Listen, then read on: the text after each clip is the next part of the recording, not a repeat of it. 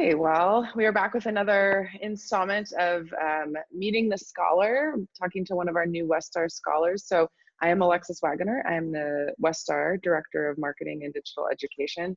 And I'm talking today to Dr. Neela Battacharya Saxena. And Neela, you are a professor of English and Women and Gender Studies at Nassau Community College. And you've written a couple books, and I will mention the one that kind of has brought you to the Westar fold. It's called Absent Mother God of the West. And so I will reference that and then let you take it from there and tell us a little bit about the book and your work and kind of how that dovetails with some of the work that Westar is doing. Okay, well, thank you so much, Alexis. I appreciate this opportunity. The funny thing is that I think in my presentation in Westar, I said that I never kind of thought of doing theology at any point. I'm an English teacher, but it's my journey to the West, so to speak, that led me to interrogate things that I had taken for granted. I guess I had taken my, Black female deity, we call Kali in Hinduism, for granted. I never, but when I came here, and it was a personal journey, a questing for myself and very private. I didn't tell anybody that I discovered this fascinating tantric tradition. I had some crazy experiences in my 20s and as a child, and I was just trying to put together on my own. But when I came here, and any mention of a mother god was totally dismissed and say, well, it doesn't matter. And at the same time, the certainty of the Father God and a rational religion that and a proselytizing aspect of it was very intense. I grew up with such diverse religions, and in India, at least until recently, when more kind of I would say fundamentalist is the wrong word, but more aggressive versions have cropped up. We grew up with diverse religions in many ways to the divine. That was part of what I think Hillman calls polytheistic consciousness, when there are many different ways of getting there. So when I came here and I began to think about it and started to talk about it, I found some interest, but at the same time I was almost sent back to my own roots. So that resulted in my first book, which is called In the Beginning is Desire, Tracing Kali's Footprints in Indian Literature. So I was kind of playing with in the beginning was the word. I'm kind of changing it, making it eternal present, and going back to the ancient Indian tradition. It's kind of a, I would say, psycho-bio-historical book, which looks at literature and picks up what I call thought periods, and connect my own journey through women's desire. That's one thing that androgens have seen as the worst thing in the journey towards any kind of, if you want to call it salvation or even freedom in whatever ways. So that was kind of a book that suddenly sent me to the world of theology.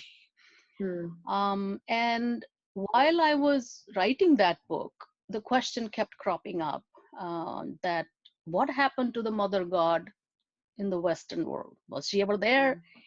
And I developed a course for my college called Goddess in World Religions. And that was absolutely amazing, because that was the point of discovery for me. So while I was researching for that course, I guess this journey into Christianity and Judaism, it wasn't something that I had planned. It was just happening.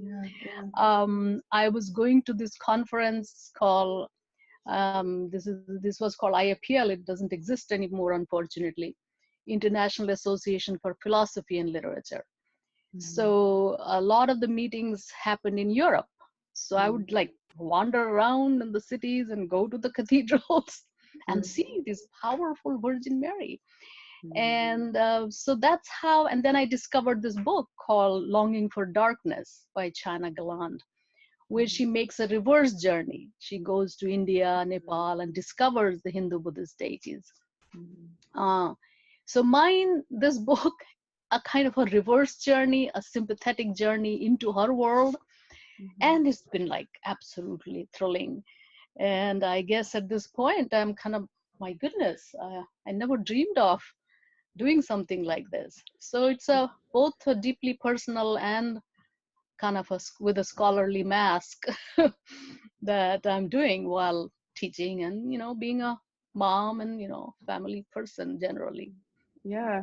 Yeah. Wow, that's really interesting, kind of the circuitous journey that it has taken, which I sometimes find to be how things work out, Right, I'm right. interested too in something you mentioned. We were talking earlier about your discovery, your own personal discovery of extra-canonical texts of Nag Hammadi, and how that has kind of been woven into the work that you've done as well.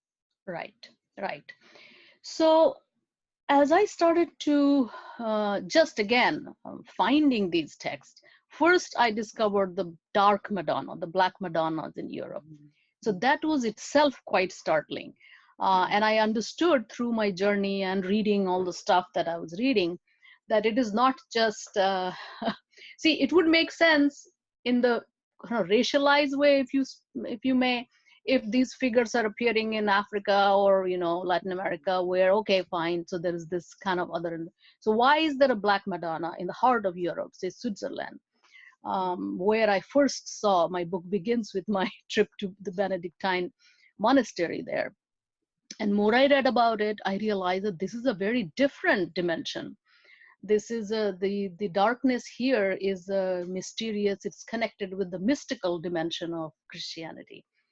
So that's how I slowly was led to the non-canonical texts. So first I began to read, say, mystical writings of Meister Eckhart and other, well, better known, even though they were heretical for in their times, and then later kind of appropriated or rehabilitated by the traditional church. But even there, I discovered absolutely completely different version of Christianity.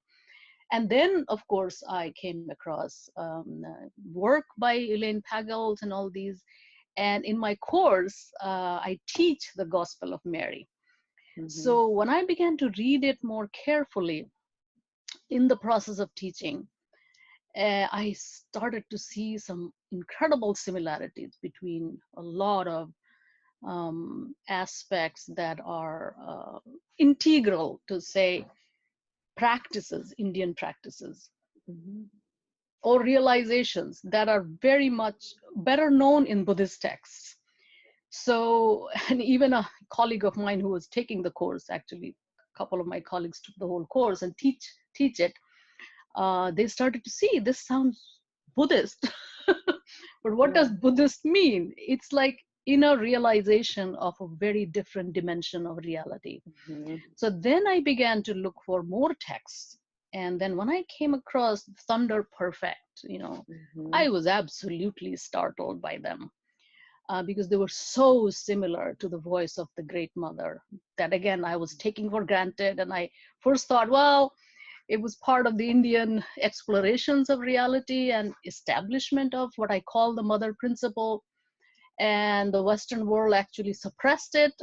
And in my book, I write a chapter called Matricide, painful and very real.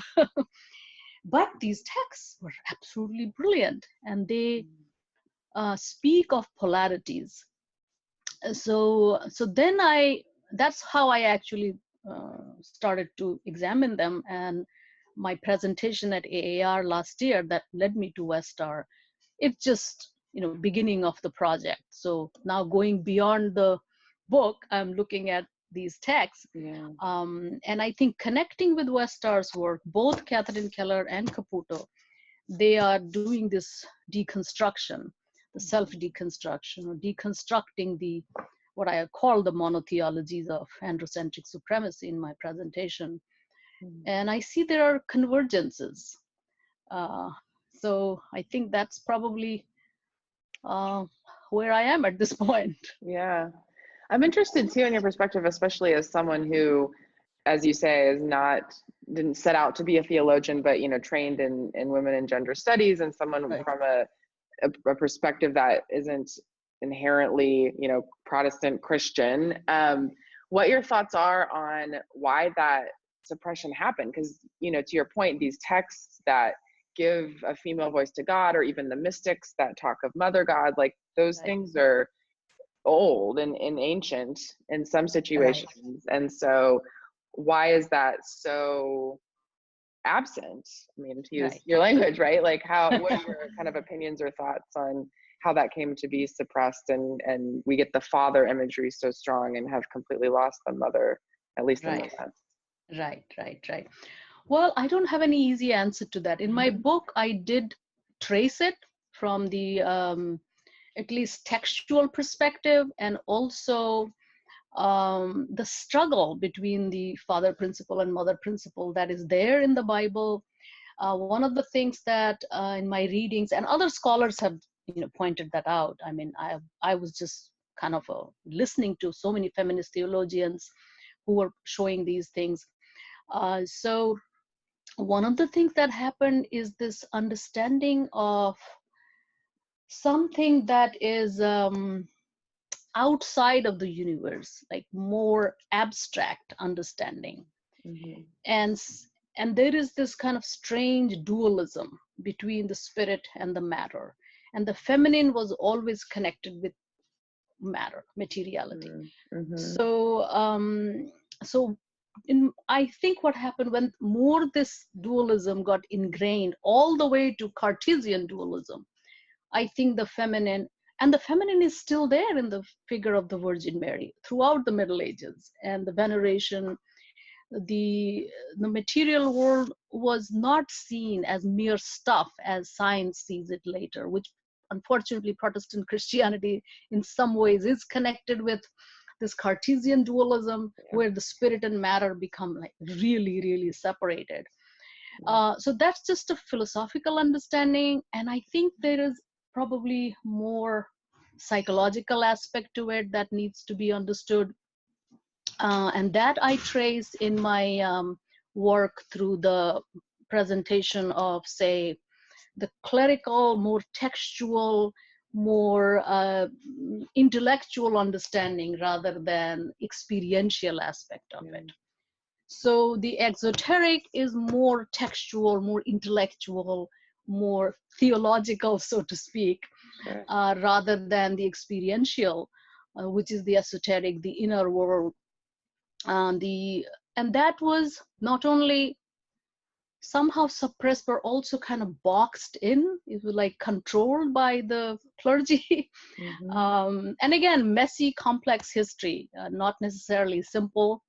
And then there is probably another layer to it, where I think the brain, a more left-brained emphasis on separation, perhaps more emphasis on understanding a linear history. So there is all kinds of, you know, I'm interdisciplinary scholar, so I see these connections, you know, kind of strange geometry. I do that in my class, the vertically organized dualities, which is, you know, metaphysical dualism, which is ingrained in the religious history. Say what in India we call Shiva Shakti or Yin Yang, where I call them dancing dualities. So somehow it happened all over the world in some form or the other. But it seems, you know, in the theology of the West, it became entrenched and in many ways very scary.